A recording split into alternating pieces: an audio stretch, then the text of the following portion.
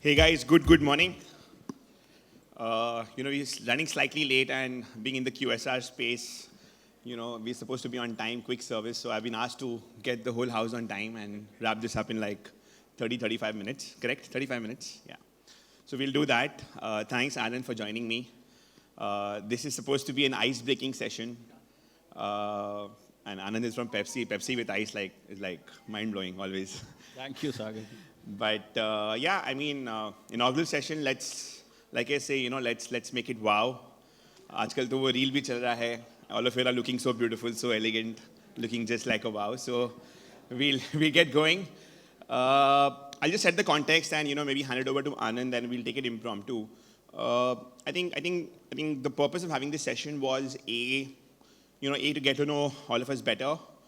Come on the same platform. At the same time, it'll be nice so the last 2 years, 3 years have been very, very relevant, have been very, very significant for the food service industry in the sense that, dynamics have changed, business models have changed. I think, the food service industry is no more about hygienic and convenience food. I think it's more about comfort food. It's more about experience. Molecular still sells, to be honest. Less food cost, more money. People like us in QSR, we are having to think about tomatoes. So it is tough.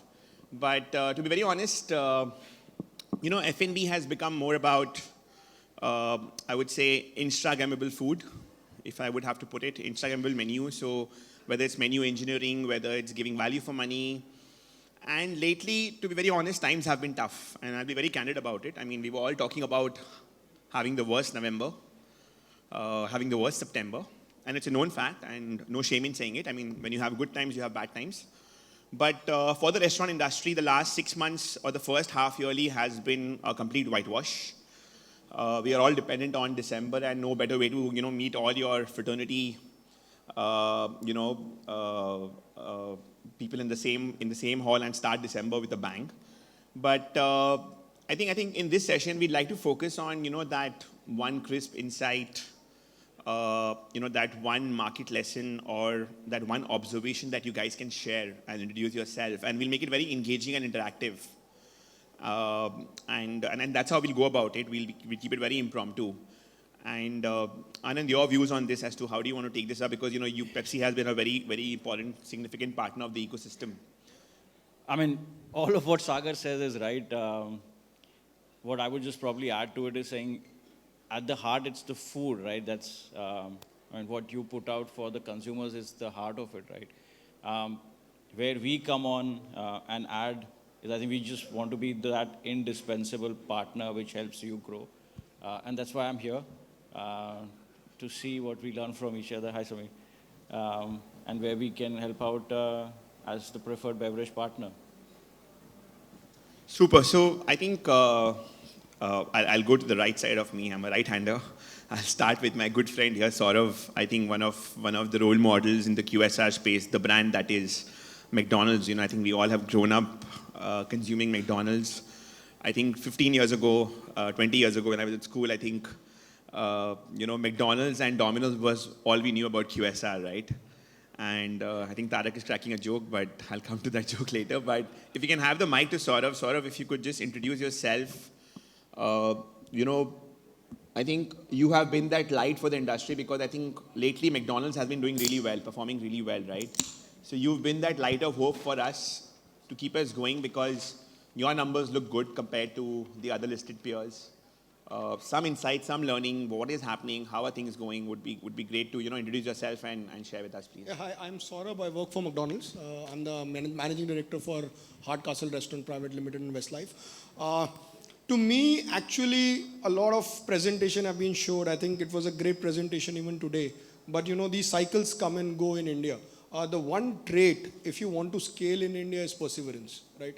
You just cannot give up. I think that's one part of it, and no comments on result. I think good times are actually the worst times because in good times, we start to focus on bottom line rather than customers. And all of a sudden, then you're off the cliff. So those are my two lessons saying you cannot give on perseverance. And even knowing all this, we will all make the mistakes. And then we'll have to recover from it. That's how life goes. So those are my two bits on how one can think about scale and how can one think about good times.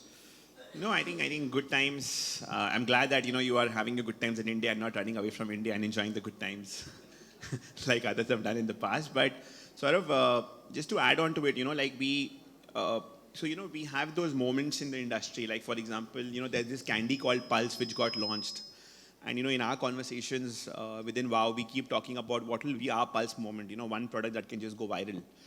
I guess in your case, the Mech Cafe format was that moment, which I think changed the game for you guys. Is from what I understand, some insights on that as to how the thought process was, how that's changed your thought process as a business model, and also the fact that chicken is doing so well for you in South, and yet you're playing low key in West.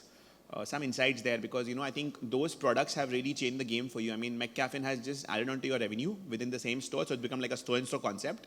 Very smart thing to do, and I think all of us are trying to find our McCafe in our stores that क्या वो product है जो हमारे को वो game change करके दे सकता है. So I think a lot of it comes out of your past history and learning. I think what happened to us in 2003 was before 2003 we were only a family business, and what we would know is the weekends were very busy, dinners were very busy. Otherwise, we would actually be looking for mosquitoes to fly and the flies so that we can kill them. But back in 2003, the biggest complaint families had with us was we were too crowded, and we didn't see it that way, right? Because Monday to Friday there was no business. So what we realized was we wanted to do Monday to Friday business. And then we did the aloo tikki innovation of 20 rupees aloo tikki and chicken McGrill at that point in time. And we did such a fantastic job of execution that we forgot everything else. And by the time 2010, and we had 7 great years of business. And what had happened was McDonald's had become a college canteen. Come 2011-12, there were no families coming to McDonald's. Essentially, we were a place for young adults, and young adults, as everybody would know, because all of us were at one point in time, is the most flirtatious audience. And they started flirting a bit because others were offering similar price. A lot of competition was coming in. And at that point in time, we realized we needed to premiumize. And we needed to have a value proposition which would bring back families. And we knew, and then we looked at whole globe. They were doing various things, and we did McSpicy chicken launch in 2012 as the first thing. It gave a temporary blump, but it did not change the brand perception dramatically. And we knew that we will have to, McCafe and re-image, which was redoing the restaurant, was a big capital decision, and I know I was not in favor of it, and Amit, who's the promoter of the business, he said, I want to do it, and let's do it in 5 stores and see what happens. And luckily, it's worked well for us. I think those cycles keep on coming. I think we've become too premium. We need to now go back to our core, because at the core, QSR will always be value brand. So I think these are cycles. But to me, the learning is essentially when good times come, don't forget the consumer, because all of a sudden, otherwise you will just hit a roadblock, especially in a country like India where sometimes inflation is more than growth. It's a place where all of us, when we do business long enough, we realize that perseverance is the biggest key. So that's what I spoke about. I think very well put. I mean, you've again proved it. Sit down, sort of sit. I think you've proved it that flirting is good. Stands for me, still not married. So, yeah, but... Can I take Yeah, this Anand, one? please, I was coming to you. Yeah. So, I mean, obviously very, very nicely said, and there's a lot to learn from what you've just spoken about. But if I were to just switch to Samir, we've spoken and growth remains the #1 agenda for Domino's and for PepsiCo. How do you see the next, say, the medium term pan out? What are going to be the big growth drivers for the industry? Thank you. So I represent the Domino's team here. And for us, I think it's a little bit of transformation that we are going through. Like Sagar, you said, it's been a challenging 6 to 9 months, and we expect that to last for a couple quarters more, if not beyond that. And for us at Domino's, I think at the heart of what we do, the consumer and the food that we serve continues to be the finest quality, and we want to be sort of continuing to do that as we go forward. So I think on the quality of the stuff that we serve to our consumers, whether dine-in or delivery, will continue to be of the highest standard. I think that's point one for us. Also, we've always been known as a fantastic delivery credentials brand, right? And I'm very happy to say that, when the going is tough, you want to go back to things that you do well, go back to basics. And what that means is that we are doubling down on making sure that we're filling up our gaps on delivery across the country, and just making sure that consumers get hot piping pizza at their doorstep in 30 minutes. In fact, in Bangalore, we've already moved to 20 minutes delivery and doing a reasonably okay job there. And I think to Saurav's point, we've also realized that COVID hasn't made it easier. I think our restaurants have gone down just in terms of their dine-in experience, how they look, and how welcoming they feel for consumers as well. And to that extent, I think we are renovating and rebuilding a bunch of our restaurants across the country. We'll end up doing about 100 restaurants this year and probably accelerate that in the coming year. And this is outside of the new 200 odd that we build and expand every year. So there's massive physical transformation that's going through. And then, like for our perspective from a growth, I fully agree. This is about perseverance. This is about being in a marathon versus a short-term 100-meter dash. So we are in this for the long term. And finally, this is a people business as well. In our 1,900 restaurants, we work with about 40,000 people, and therefore, just making sure that the right quality of people that understand the business that we are in is a key part of our growth strategy. So just going back to basics on delivery, dine-in, quality of food, and making sure that the people that eventually front-end are representatives of the brand. And there's much to learn from McDonald's, to be honest. So, we are watching and we're trying to sort of raise the bar on our people front as well. So that's a quick summary of the 4 or 5 things that Domino's is after. Thanks, Amir. Thank you. I think what is probably cutting through both the answers till now is going back to first principles. And Domino's, somebody standing in the queue and the queue is not moving and Domino's goes and delivers to them. I think that's the epitome of what Domino's stands for. So thank you, Samir. Thanks for your... Samir, I just come in here. I think you very rightly put up, putting significance to which is your winner, which is delivery. I mean, when the likes of aggregators does not exist, I think for us, Domino's was the answer for delivery, right? And that 30-minute delivery, I think, just changed the game for you guys, along with that Pizza Mania that you guys had launched. And I think those are 2 moments that, as an operator in QSR, we always look up to as examples. And we see that, you again launched the Pizza Mania and, you're going back to your basics. For many of us here, the dynamics have changed very differently because the products are still selling, but the platforms have changed. Like after COVID, someone like us, we were just 15% delivery before COVID. Today, we become a 44% delivery business. Now, what is happening? Sales are happening, revenue is happening, but margins have drastically come down for no fault of the product or the business, but the model is being changed, right? And now we are working on making delivery more economical, more viable, and at the same time, I think the focus is again coming back on dining in because we feel we make more margins there. So, now a small store with maybe 5 tables, 10 chairs, people would earlier come and wait. Now they know that they can order that at home, have it in the comfort of their air conditioning, watch OTT, etc. So again, to make stores more, dining in experiential, you can't make a small store dining in experiential, right? And then the answer there is again, if you have to do that, invest in more real estate, take up the burden of more capex. In your case, you're renovating stores, right? And then the payback factor comes in. Even if it's an existing store, I'm sure that pressure of ROC and etc. comes in being a listed company. So how are you guys trying to maintain that balance of definitely reporting good numbers, being a listed company, and not for the sake of reporting, but for the sake of performance, but at the same time also, maintaining that thin line as to, how much can you pass on to the consumer? Because from what I've learned is in this industry, 1 rupee saved is 5 rupees earned. And when you look at very high EBITDA margins, like someone like me feels that I rather reduce my EBITDA a bit, but give that benefit to the consumer and try and work it out in a different way so that at least I know my walk-ins are happening. So that balancing act, how are you able to do that? Because many of people in the audience are facing that issue. Yeah, and Sagar, to be honest, we don't have a very good answer. It's a tough problem to crack. And I think Samir and I, both Samirs actually, a large part of our time goes in just figuring out what that optimum sort of right sweet spot is.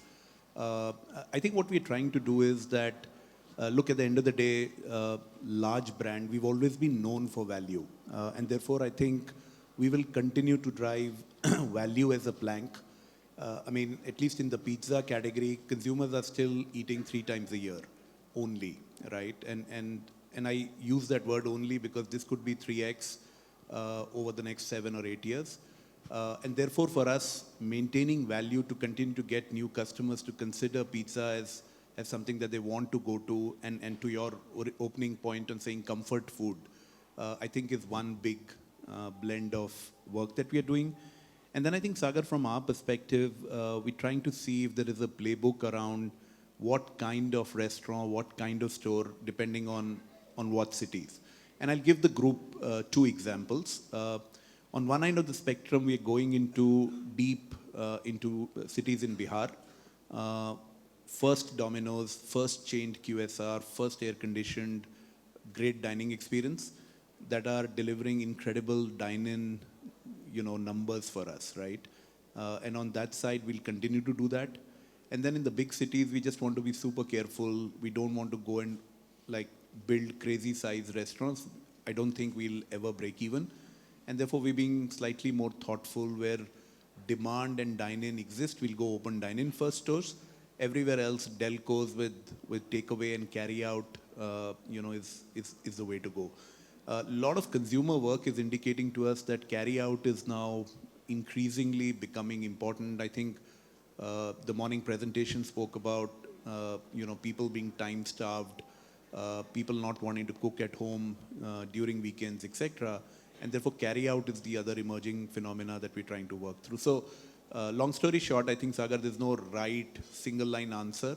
I think it's a little bit of trying a whole lot experiment, across the board, and then picking up what works best for the brand. That's really our mental model. No, thanks, Samir. I think, guys, Samir and Saurabh both represent Pioneer's brand in QSR. I think for someone like me, role model brands, and I think they are around today. As much of your brain you can pick up. It's just going to help you. Maybe, talking about value, I'll move from MNC burger chain to maybe a guy who's transformed vada pav to burger. I'll move to Dheeraj. And, Dheeraj was someone whom, while growing up, he got inspired by. I remember visiting one of his stores in Bangalore and, seeing Sachin holding a glass of Pepsi. And I was like, the day I have Pepsi as my partner, I'm going to tell them to get Sachin to my store also. And I think moving from vada pav to burgers, Dheeraj, how's the journey been the last couple of years? Any one learning, any one insight that you would like to share? And why was the shift from a vada pav to a burger? Yeah, hi, okay. I think what we realized is when we were selling vada pavs, while it was great to be doing an Indian product, and when someone said, what's in the name, right? I think everything is in the name. So it's vada pav, you pay a certain price. It's burgers, you are willing to pay another price. And I actually used to go and, I love McDonald's, right? We've learned everything from them. And I'm like, these guys are putting breadcrumbs.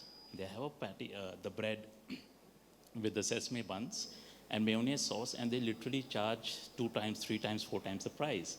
And people are happily paying it. And, we, of course, because we are calling it vada pav, people are not willing to go beyond $10 at that time, $20. So it was a tough choice to make. And we kind of said, let's go to burgers, because burgers is more aspirational. So I have a friend, you all might have heard of Epigamia, right? So he had come, he wanted us Rohan, right? Yes. Yeah. So Rahul. And Rahul. Yeah. So he wanted us to carry Epigamia at our stores, and so we were talking, and he said, Dheeraj, do you know ye kya hai?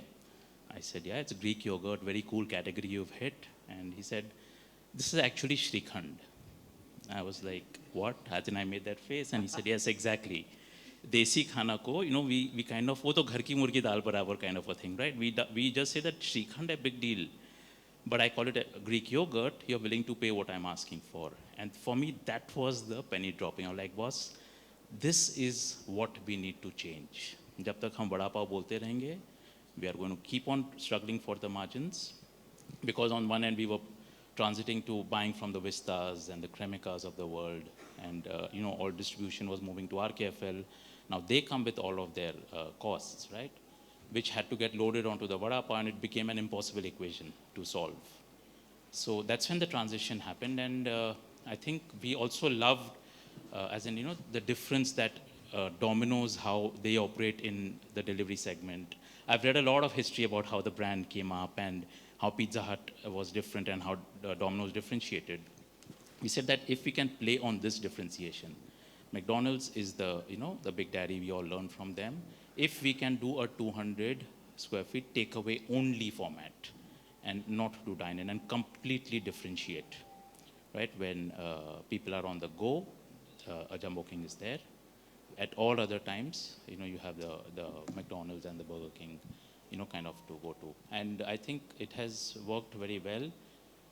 And India is a large market. I still remember we used to sell a Pepsi and the Vada Pav at $20 and we used to feel it is damn expensive. Today we have moved to Coke. We sell a Coke and burger for 99 and people are like, this is value for money. It's like 5 times in under 7-8 years time, right? And people are consuming. So it's just we are just making more money, expanding faster, and it's more relevant for the younger audience. Yeah, I mean, there's growth to be had, obviously, in India and all the channels that we operate in. We're seeing stupendous growth. And Dheeraj, I mean, every time I speak to you, I'm just amazed by how you just go down to the brass tacks and make it so simple. So thank you for this answer. If I just probably switch to Tarak, he's sitting next to you, but for him, I think the challenge was a little bit other way, right? I mean, we have a foods category and we know the competition that Namkeen has. And similarly, Tarak, you're in an area which is pitted against all the Indian sweets, a concept which is not probably to start off with a very, very Indian concept. So what were your insights and how did you go about building this amazing business that you have? So good morning, everybody. My name is Tarak Bhattacharya and I represent Mad Over Donuts. I was not against sweets, frankly speaking. I was against Medu Vada, actually, in India. So I had to actually transform. Dheeraj, you had a good job. I did a good job with it. So I transformed the Medu Vada, sweet Medu Vada, into actually donuts. So that was the first challenge. Sweets came much later. And I think what helped us, I think we always were true to our product, I think. We always said donut is our hero. And we pitted against sweets in the later part of maybe after 5 years when we started saying we are modern mithai. And that's what it kicked, I think. So I think, it has been a learning. I think we went going. Sorry. But tell me one thing, I mean, the last 6-8 months have been tough. Are you going mad or the donuts continue to make people mad? Well, I don't want to comment here, but I saw a psychiatrist yesterday. So I'm trying to be sane. But maybe a learning that you could share on scaling. Tarak, you guys have done a great job in now, changing your way of production and your way of supply chain. If you could throw some light to the audience, because, I think the purpose for us to do this session is to share some learnings. And if you can just add that bit as to how that's helped you to scale, because earlier you had to have a, manufacturing unit in every city, but now that's not the case. So how you've transformed and, how scaling up has become faster for you, if you could. Well, I don't want to get into the details of things, but I think we are still working on some production capacity, and that's how we are still learning. We still have kitchens in all the cities where we have. And we are working on something which I don't want to divulge at this point of time to discuss, but as soon as it happens, we'll come back. Thanks, Tarak. What I'll do, I'll move to Raghav. Raghav is here from Rebel. Yeah, the dark kitchen guy, the cloud kitchen guy who's made the entire cloud kitchen industry very lightful. Raghav, can someone pass the mic to Raghav? So Raghav, again, I think you guys saw great traction during COVID. Delivery was at its peak. And, you guys are literally running different cuisines, different categories under one cloud kitchen, working with multiple brands, both homegrown and international. I think Wendy's is a big game changer in your system that I understand. Yeah. And you guys are now also looking at coming back to offline, opening stores. So maybe some thought process around the last 6 months to a year as to what has changed, what are you looking at doing, some learnings, some lessons maybe, some mistakes that, we could all benefit from or whatever.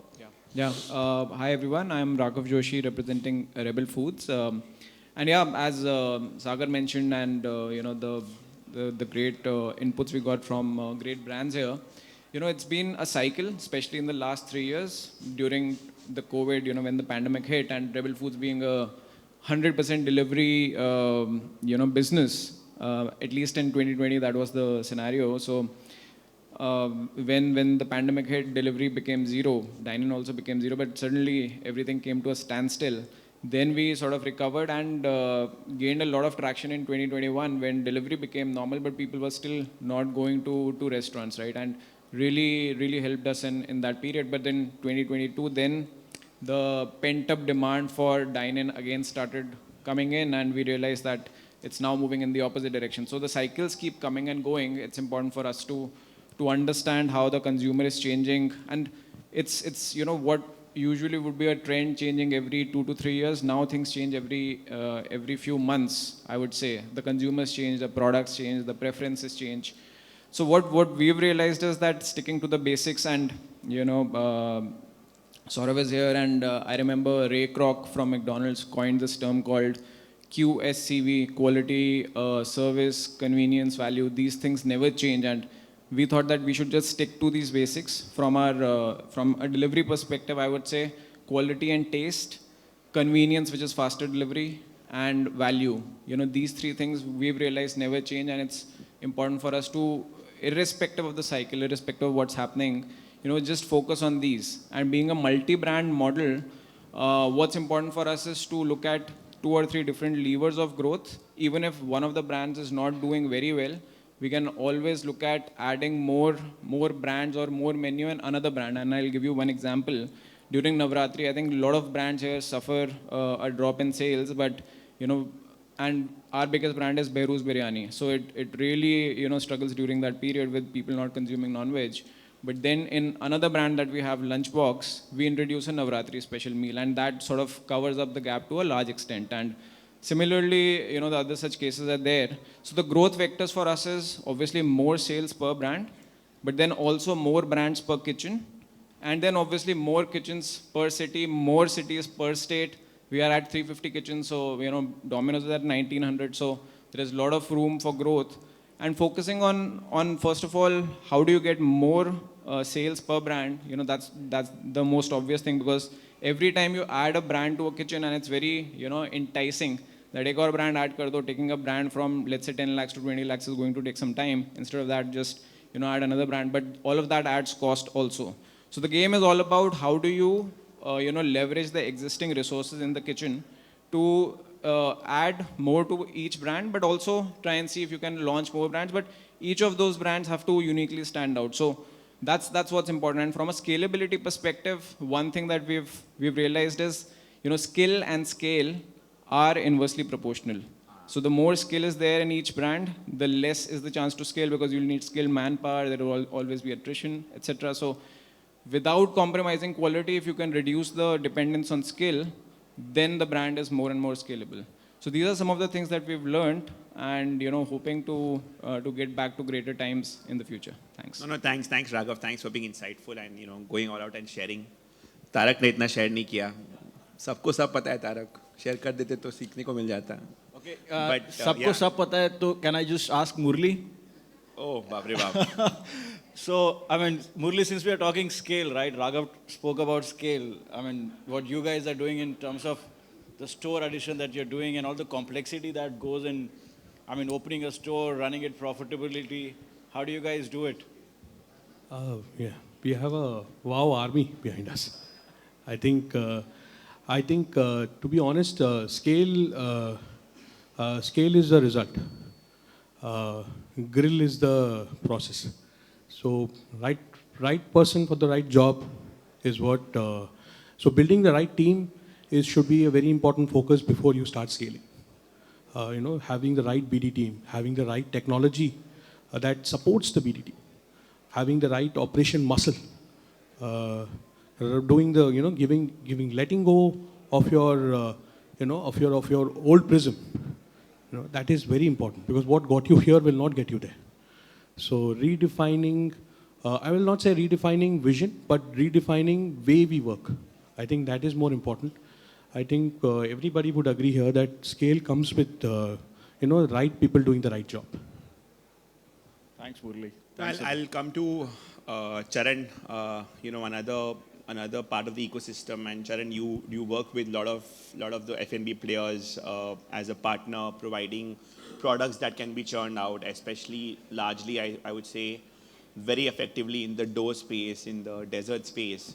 How have you seen demand changing, habits of restaurateurs changing? Are there asks that are very different now from what it was in the past, or it remains the same and for you it's about cut, copy, paste and selling the same thing? Or are you guys also innovating? Because last when I met you, I heard about a lot of innovation. So if you could just share with the ecosystem. I think the consumers are more discerning, and as a result, brands are also more aware, and there is a lot of innovation that is being driven. For players like us, we've been working with the top 5 QSRs, Domino's, Pizza Hut, for some time. But now, not just with these leaders, there's also a lot of homegrown chains that are looking for customization, that are looking for new, want to follow trends, and they want to be differentiated at the same time. So, and I loved what Saurabh said earlier about perseverance. And somewhere, I think just one other insight that I'm seeing, one perseverance and the other preservation of cash flow for QSR formats, for cloud kitchens has become extremely important. And how do you do that? You do that through standardization. So there's not just customization, at the same time, going hand in hand with standardization in order to scale is, I feel, the way forward. Are you also enhancing your credit period for improving us in cash flows? Okay. I think, I have this light facing me, so I can't look, I'm not able to look that side, but, we've covered a lot of QSR, Cloud Kitchen. Would like to get insights from some of the casual dine players. Anyone whom I'm missing out, I'm not able to recall. If you can please raise your hand, please participate, would be super helpful.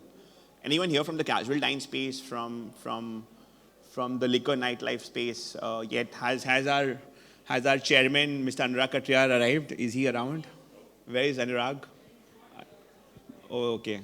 So the chairman is getting ready to chair the day ahead. But anyone else from casual dine, who could come forward?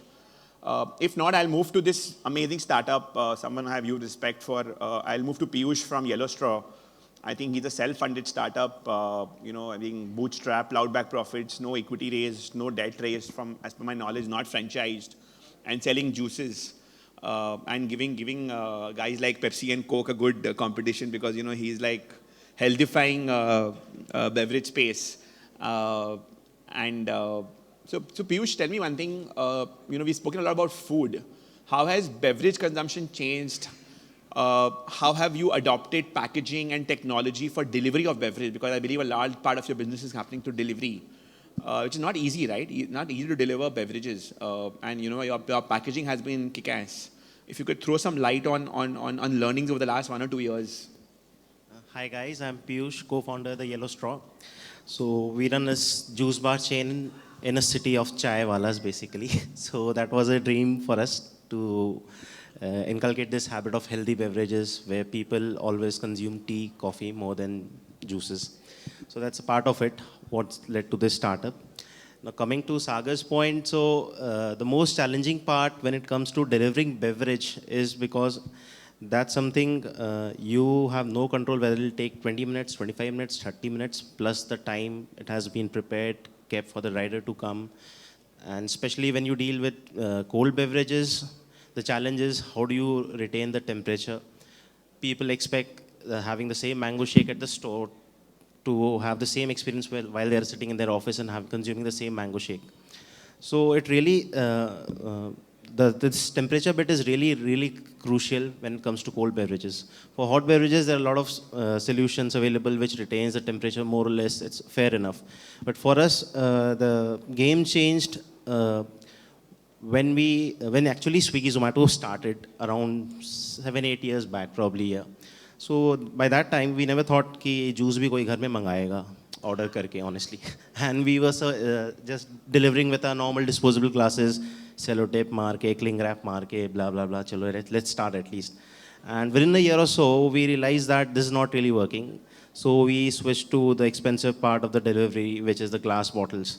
And then again, glass bottle had its own challenges of breakage, damage, and lids somewhere going wrong, riders going wrong, something. So over the period of time, what you realized, how to ensure that this packaging reaches safely and conveniently to the customer, while innovating in a bit, while using the gel packs. Of course, we cannot afford the dry ice for a glass of beverage or a sundae. So by using the gel packs, by using separate containers for the individual bottles, and ensuring that the right experience is served to the customer. Thank you, Piyush. I think that was super insightful. Anand, do you want to chip in here as to how you guys have worked around delivery becoming a very core for the F&B space, and Pepsi being a very integral part of combos? If you want to just chip in here.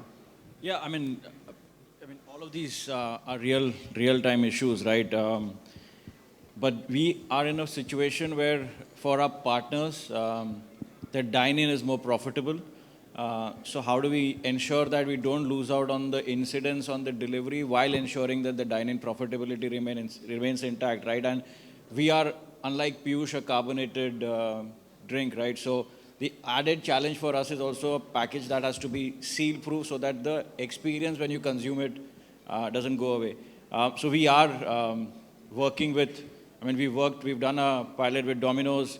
We are also looking if something more can be done on ensuring that the package is a smaller pack. So we've done, say, a 295 ml with Domino's only for delivery out.